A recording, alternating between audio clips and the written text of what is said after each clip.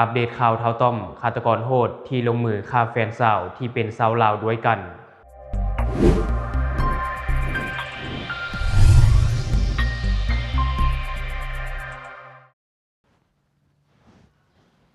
สวัสดีท่านผู้ชมยินดีต้อนรับเข้าสู่รายการ Talk the News และข่าวที่ข้าพเจ้าอยากจะนำเสนอในมื้อนี้ก็จะมาบอกถึงข่าวที่หลายคนต่างก็ให้ความสนใจทั้งในลาวและไทยที่ว่ามีหนุ่มลาวสาวสวรรณเขตชื่อว่าท้าวต้อมได้ลงมือฆ่าแฟนสาวโดยการหั่นศพจนในล่าสุดนี้ข้าพเจ้ามาอัปเดตเจ้าหน้าที่ตำรวจของไทยได้นำตัวท้าวต้อมมาชี้จุดเกิดเหตุที่ฆ่าแฟนสาวที่เป็นสาวลาวด้วยกันพร้อมเปิดปากเล่านาทีสำแหละศพหลังจากนั้นก็นำชิ้นส่วนต่างๆไปทิ่มในคลองประปาและก็ป่าหญ้าข้างทางแถมเกือบโดนลุมประชาทัณฑ์ในขณะที่กำลังทำแผนซึ่งในช่วงท้ายคลิปทางรายการของเราจะมีบรรยากาศการทำแผนมาให้เบิ่งแต่ก่อนอื่นเรามาเบิ่งในข่าวที่ข้าพเจ้าได้มาจากเพจข่าวสดเมื่อเวลา 5:30 นาทีของวันที่26 มีนาคม 2026เจ้าหน้าที่ตำรวจสน.ทุ่งสองห้องได้พาตัวท้าวต้อมอายุ24 ปีผู้ต้องหาคดีสำแดงศพนางสาวแหลมอายุ20 ปีสาวลาวไปเฮ็ดแผนประกอบคำรับสารภาพอยู่จุดเกิดเหตุเป็นที่เรียบร้อยก่อนจะนำตัวท้าวต้อมมาคุมขังไว้ในห้องขังภายในสน.ตามเดิมผู้สื่อข่าวสังเกตเห็นท่าทีของท้าวต้อมขณะอยู่ในห้องขังท้าวต้อมได้นอนหลับในท่ากอดอกภายในห้องขังผ่านไปกว่า1 ชั่วโมงหรือเวลาประมาณ 8:15 นาทีท้าวต้อมได้ตื่นและได้นั่งก้มหน้าภายในห้องขังขณะนี้เป็นเวลาที่เปิดให้ญาติพี่น้องเข้าเยี่ยมได้แล้วแต่ยังบ่พบว่ามีภัยมาเยี่ยมทางนี้เจ้าหน้าที่ตำรวจควบคุมหน้าห้องขังให้ข้อมูลว่าท้าวต้อมบ่มีท่าทางเคร่งเครียดหรือวิตกกังวลแต่อย่างใดจากการโอลมเบื้องต้นยังอ้างว่าที่เฮ็ดลงไปย้อนโมโหและหึงหวงจึงเกิดอาการชั่ววูบผู้กำกับการสน.ทุ่งสองห้องกล่าวว่าที่ต้องมีการเฮ็ดแผนในช่วงเช้าเพื่อหลีกเลี่ยงการประเสริญกับกลุ่มญาติพี่น้องและหมู่เพื่อนชาวลาวที่ยังอาศัยอยู่บริเวณนั้นถ้าไปในช่วงสวยเกรงว่าจะเกิดการลุมประชาทัณฑ์ได้โดยเจ้าหน้าที่มีการให้ท้าวต้อมใส่หมวกกันน็อกและเสื้อเกราะเอาไว้รวมทั้งมีการจัดกำลังเจ้าหน้าที่สายกวดฝ่ายสืบสวนและชุดปฏิบัติการพิเศษสน.ทุ่งสองห้องกว่า20 คนมาควบคุมตัวคณะไปเฮ็ดแผนประกอบคำรับสารภาพจุดที่ 1ภายในห้องพักซันซีอพาร์ตเมนต์ซึ่งเป็นจุดที่ท้าวต้อมลงมือบีบคอนางสาวแหลมจนสิ้นลมและบริเวณห้องน้ำภายในห้องพักซึ่งเป็นจุดที่แยกชิ้นส่วนใส่ถุงดำจุดที่ 2บริเวณข้างคันไดชั้น1ซึ่งเป็นจุดที่ท้าวต้อมเอาผ้าเช็ดตัวเปื้อนเลือดและไม้แขวนเสื้อมาทิ่มจากนั้นเจ้าหน้าที่ก็ได้ควบคุมตัวท้าวต้อมออกจากอพาร์ตเมนต์เพื่อไปชี้จุดที่ 3จุดที่ 3อยู่หน้าปากซอยจำเปียกบริเวณทางขี้เหงื่อเป็นจุดที่นำธงดำมาทิ่มไว้2 ธงในระหว่างกำลังควบคุมตัวท้าวต้อมขึ้นรถได้มีชายวัยรุ่นบ่นุ่งเสื้อมีลายสักเต็มตัวซึ่งคาดว่าน่าจะเป็นคนพักอยู่ไกลกับบ่อนเกิดเหตุมายืนรอท่าเบิ่งการเฮ็ดแผนและระหว่างที่กำลังจะนำตัวท้าวต้อมขึ้นรถวัยรุ่นคนดังกล่าวได้พยายามเข้าไปทำร้ายท้าวต้อมเป็นจังหวะที่พันตำรวจเอกยุทธศิลป์เห็นพอดีจึงดึงสายคนดังกล่าวออกมาทันรวมทั้งมีเสียงด่าจากชาวบ้านเป็นภาษาอีสานตลอดทางเมื่อฮอดบริเวณหน้าปากซอยหมู่เพื่อนพนักงานของโรงหมอที่ทราบข่าวได้มายืนรอท่าเป็นจำนวนหลวงหลายเจ้าหน้าที่ต้องคุมกันอย่างหนาแน่นก่อนจะเฝ้านำตัวขึ้นรถขับตามเส้นทางที่ท้าวต้อมใส่ไปยังจุดที่ทิ่มธงดำโดยนำใส่เส้นทางออกจากปากซอยแจ้งวัฒนะ14เลี้ยวซ้ายออกถนนแจ้งวัฒนะกับรถ DSI มุ่งหน้าปากเกร็ดข้ามคลองประปากับรถอีกครั้งก่อนจะเลี้ยวซ้ายเข้าถนนเลียบคลองประปาจุดที่ 4บริเวณป่าหญ้าข้างทางถนนดินแดงจุดที่โยนธงดำธงทำอิฐจุดที่ 5บริเวณแคมป์กำแพงกองต้นเฟืองฟ้าเป็นจุดโยนธงที่ 2จุดที่ 6บริเวณกลางขั่วห้องน้ำซึ่งเป็นจุดที่โยนธงดำธงที่ 3และธงที่ 4ลงนำแต่ถึงอย่างไรก็ตามการเฮ็ดแผนในครั้งนี้ใช้เวลาประมาณ1 ชั่วโมงและต้องยุติลงเนื่องจากมีชาวบ้านรวมถึงหมู่ร่วมงานของผู้เสียชีวิตเดินทางมาเบิ่งการเฮ็ดแผนบางคนตะโกนด่า เจ้าหน้าที่เกรงว่าจะเกิดความวุ่นวายจึงตัดสินใจเลิกการชี้จุดทันทีก่อนฟ้าวนำตัวท้าวต้อมขึ้นรถกลับมาห้องควบคุมอยู่ที่สน.โถง2ห้องทันที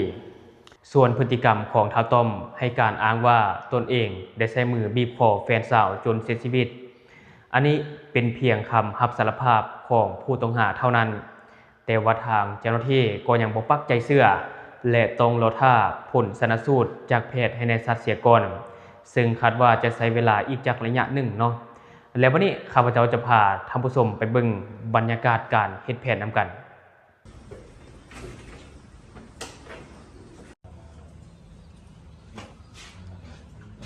แล้วลากเข้าไปยังไงอย่างนี้รับกระดาษท่าทางแล้วนี่ห้องน้ำเปิด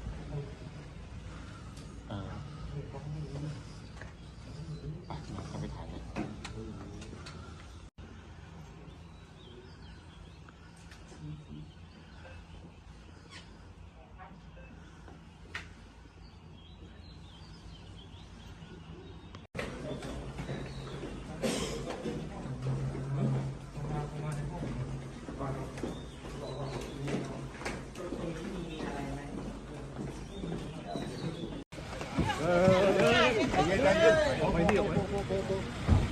พอแล้ว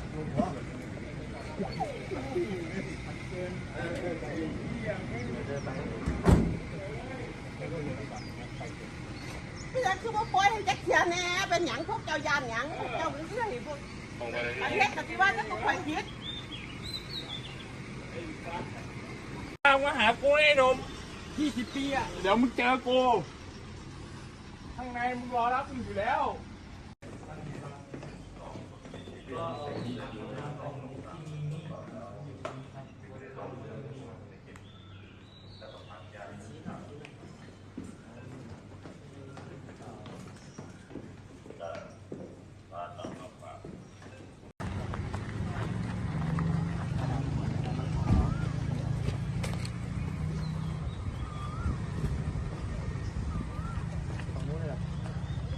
ไม้หลักกระลิงกำแพงนะ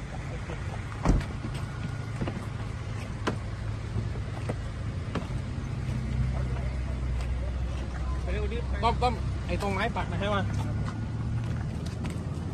ไม้ปักมันยืนนี่ได้ไม่ต้องลากไปยืนตรงไม้อะ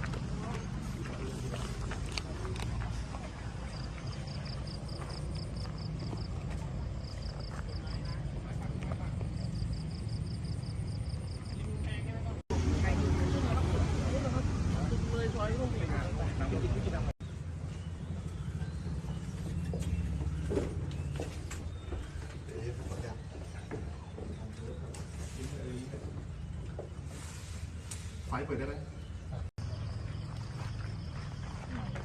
หันหน้ามากล้องนะมากล้องเลยต้อมเรียบร้อยครับ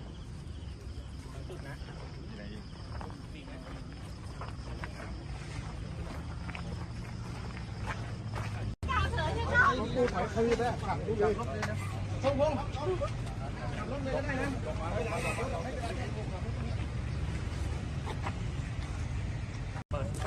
เจอเหมือนอย่างนี้ใจอยู่นะน้องยาวไง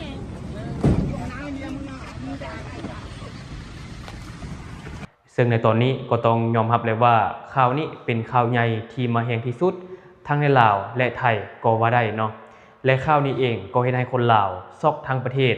เพราะว่าบ่เคยเห็นการฆ่าหันศพแบบนี้มาก่อนถือว่าเป็นการลงมือที่โหดเหี้ยมและสังคมก็แตกออกเป็นหลายเสียงเนาะบางคนก็อยากให้ท้าวต้อมรับโทษอยู่ที่ประเทศไทยเพราะว่ากฎหมายไทยเข้มงวดและจริงจังแต่ว่าบางกลุ่มก็อยากให้ท้าวต้อมกลับมารับโทษอยู่ที่สปป.ลาวเพราะว่ากฎหมายลาวแรงกว่าและเด็ดขาดกว่าและสังคมส่วนใหญ่ที่เข้าไปแสดงความคิดเห็นต่อกับข่าวนี้ก็อยากให้ท้าวต้อมผู้ที่ลงมือก่อเหตุในครั้งนี้รับโทษประหารชีวิตแต่อิงตามความเป็นจริงแล้วเนาะสปป.ลาวเฮานี่นะถึงแม้ว่าจะมีโทษประหารชีวิตมันก็เป็นเพียงนามธรรมเท่านั้นเพราะว่ากฎหมายตัวนี้ได้ยกเลิกไปหลาย10 ปีก่อนแล้วและในตอนนี้เองเขาก็ติดตามไปนำกันว่าท้าวต้อมจะถูกส่งตัวกลับมาลาวหรือบ่ถึงแม้ว่าท้าวต้อมแล้วก็ผู้เสียชีวิตนี้จะเป็นคนลาวทั้งคู่เนาะแต่ว่าเหตุการณ์ทั้งหมด มันเกิดขึ้นอยู่ที่ประเทศไทยภายใต้กฎหมายของไทยทางการของไทยอาจจะดำเนินคดีกับท้าวต้อมอยู่ที่ประเทศไทยแบบ 100% ก็เป็นไปได้และในส่วนของศพท่านผู้ชมเนาะส่วนของศพมีข่าวว่าตอนนี้กำลังดำเนินการอยู่แต่ว่ามีญาติพี่น้องของผู้เสียชีวิตให้สัมภาษณ์ว่าจะบ่นำศพของผู้เสียชีวิตนี้กลับมาลาวเนื่องจากว่ามันมีค่าใช้จ่ายที่สูงแต่ล่าสุดมีข่าวออกมาว่าปอนจักริดเป็นอาสากู้ชีพชื่อดังของไทยอาสาที่จะนำศพของสาวแหมนี่เนาะมาส่งฟรีที่สปป.ลาวอันนี้ถือว่าเป็นน้ำใจอีกอันหนึ่งจากพี่น้องฝั่งไทยที่มีให้พี่น้องสปป.ลาวเฮาเนาะและในตอนนี้เองเหมือนว่าทุกอย่างจะกระจ่างแจ้งไปแล้วเพราะว่าผู้เสียชีวิตก็ถูกนำไปเฮ็ดพิธีทางศาสนาและผู้กระทำผิดเนาะผู้ก่อเหตุก็ไปรับโทษที่ตนเองได้ก่อไว้และสุดท้ายนี้ทางรายการของเฮาก็ต้องขอแสดงความเสียใจอย่างสุดซึ้งมายังครอบครัวของผู้เสียชีวิตและก็ญาติพี่น้องเนาะและทั้งหมดก็คือสิ่งที่ข้าพเจ้าอยากจะนำเสนอในวันนี้ท่านผู้ชมได้คิดเห็นอะไรกับข่าวนี้อยากตำนิติเตียนในการนำเสนอของข้าพเจ้าหรือว่าอยากประกอบส่วนข้อมูลก็อย่าลืมฝากไว้ภายใต้คอมเมนต์ของเฮาแล้วจะเข้าไปอ่านและก็ตอบแลกเปลี่ยนประสบการณ์นำกันอย่าลืมสนับสนุนกันด้วยการกดติดตามช่องขอขอบใจ